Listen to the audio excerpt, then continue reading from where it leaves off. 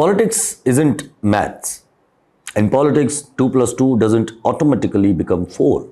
And in Pakistan, it almost never does. When 2 plus 2 does become 4, it means the situation is simple. The incentives are aligned and the system is behaving like a normal state. That's not where we live. We live in a place where confusion is not an accident, it's a tool. We don't solve problems despite chaos, we solve problems through chaos. We create fog, then we call that fog stability. And once everyone is tired, dizzy, and emotionally drained, we announce a solution like it came from heaven. Welcome to Fourth Floor Post English. But today the fog isn't just local, the fog is international. And that's why this moment is dangerous in a way most people still don't understand. Because the world has already crossed a line.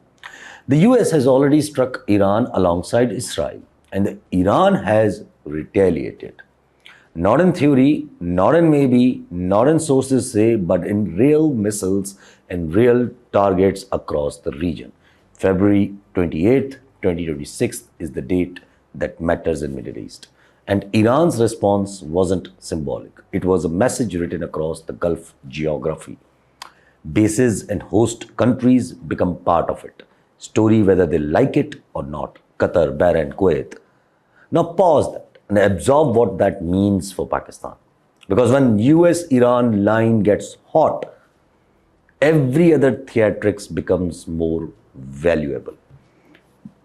Afghanistan, the Western Belt, the coastline, the corridors, and the fault lines, and the most important, internal divisions. In a region like ours, a big war doesn't stay big. It leaks into smaller conflicts and turns them into proxy machines. And that's exactly where Pakistan is being pushed right now, into a cycle where our own internal politics is weakening our own foreign policy. And that weakness is pulling us onto somebody else's pitch. Look at Afghanistan. Yes, Afghanistan's side fired first. Yes, Pakistan responded, and sure, you can clap. You can feel the temporary adrenaline. But the real question is, we always avoid to answer, how long? How long can a bleeding economy like Pakistan afford a controlled burn on its western border while the region is entering a broader war cycle? And more importantly, what is the aim here? Our aim. If the aim is teach them a lesson, Afghanistan, you have won the motivational speech. If the aim is end terrorism, then you need a strategy that goes beyond punishment and pride. Because Afghanistan's current regime is not a state in the conventional sense. It's a marketplace. It's a gun for hire ecosystem. It survives by renting instability, monetizing chaos, and using religion as a packaging. The incentives are financial and survivalist, not ideological discipline. So if we keep responding militarily without choking the funding pipelines and without reshaping the regional environment that protects those pipelines, you will keep bleeding and you will keep striking. They will keep posing as victim. And then the world will start reporting that two countries are at war, which gives Afghanistan exactly what it wants, legitimacy and victim optics.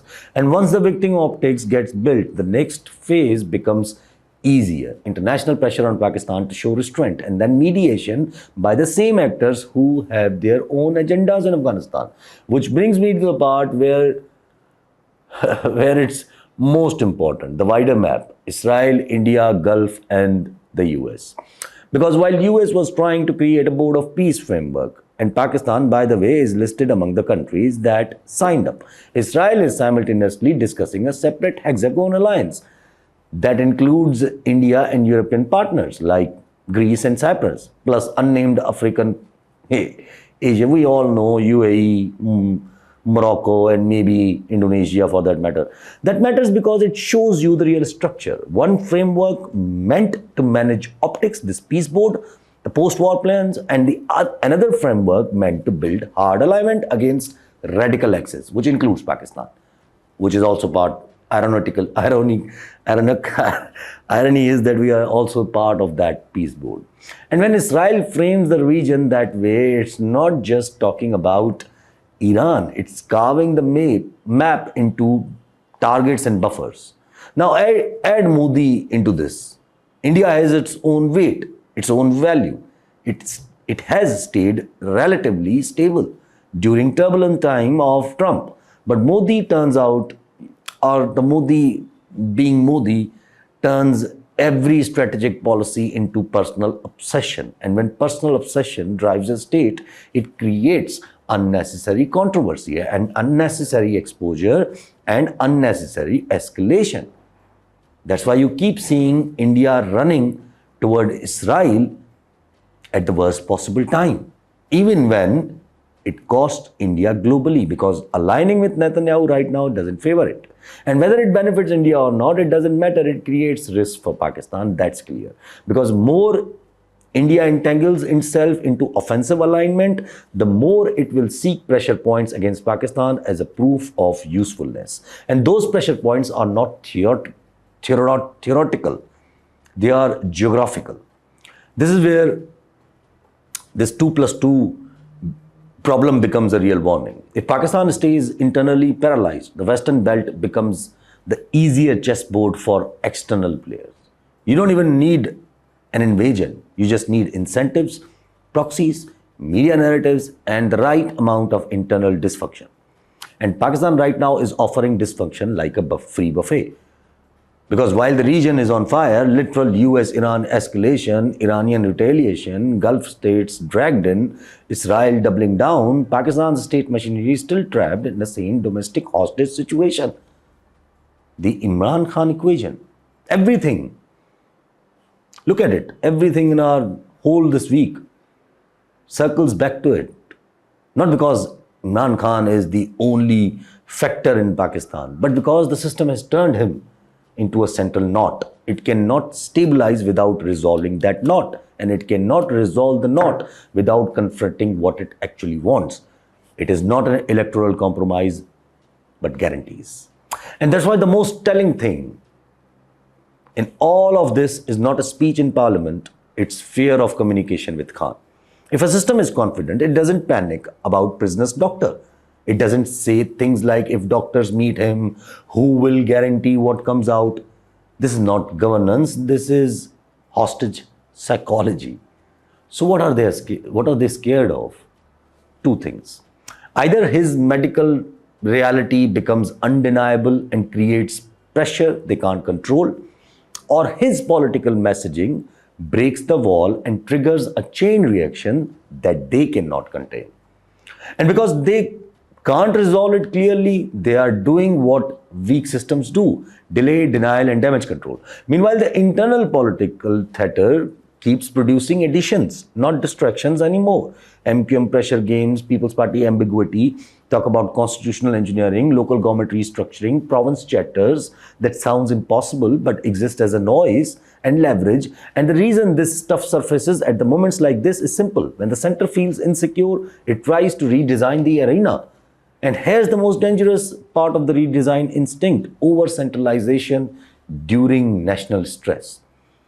You can call it reform, you can call it governance, you can call it efficiency, but when reforms come under or come during instability, they are usually about control, not public service. And if you try to pull power upward while the Western belt is politically and security-wise volatile, you are not strengthening the federation, you are manufacturing alienation. And alienation is not just a moral problem.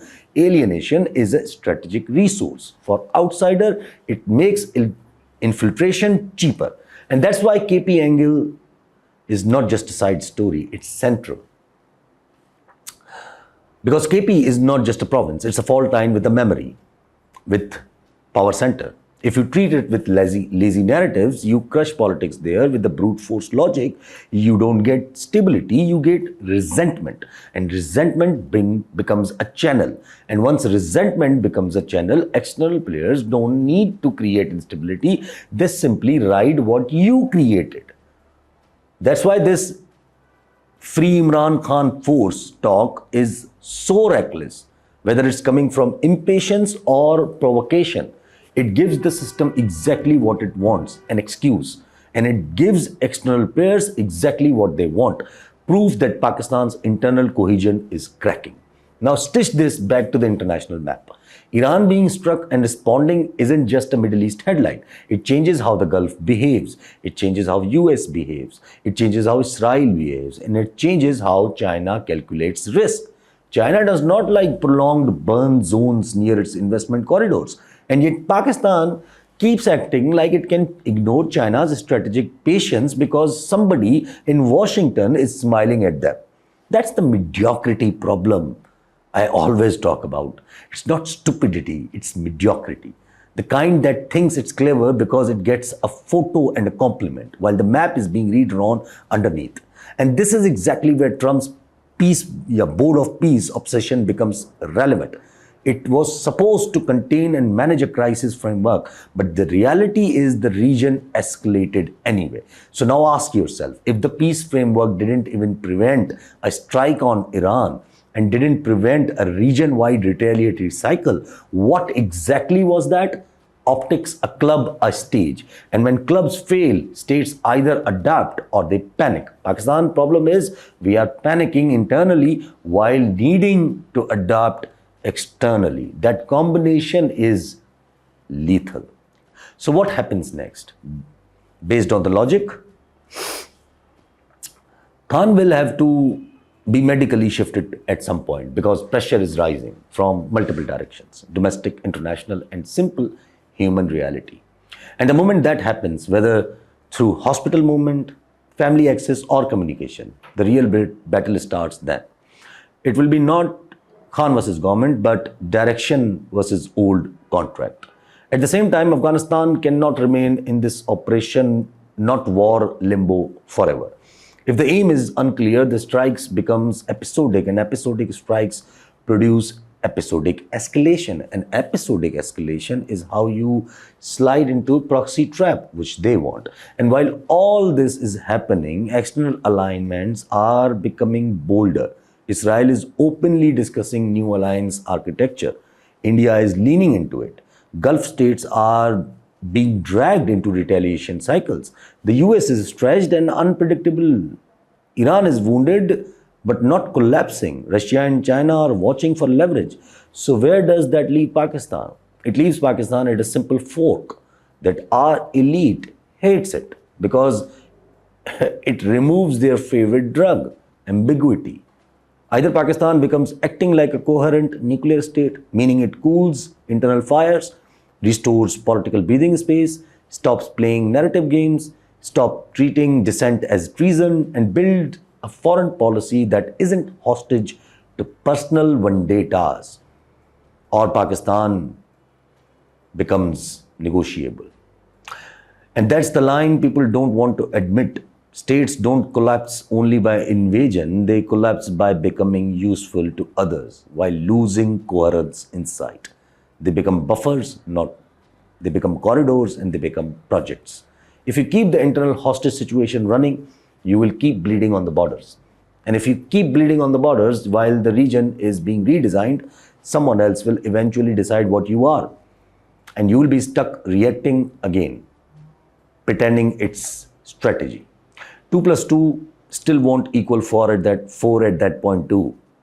At the same time, it will equal something entirely something else, irreversible. And that's why this moment is not the time for just thumping, bots, and emotional slogans. It's time for policy. It's time for coherence. It's time to stop confusing force with strength. Because strength is not shouting, strength is not PR. Strength is the ability to settle your internal contradiction before the world uses them against you. If we don't do that now, while the US and Israel have already hit Iran, and Iran has already shown that it can expand the battlefield, which means civil war, which means chaos, then we are not watching a crisis. We are watching the beginning of the map change.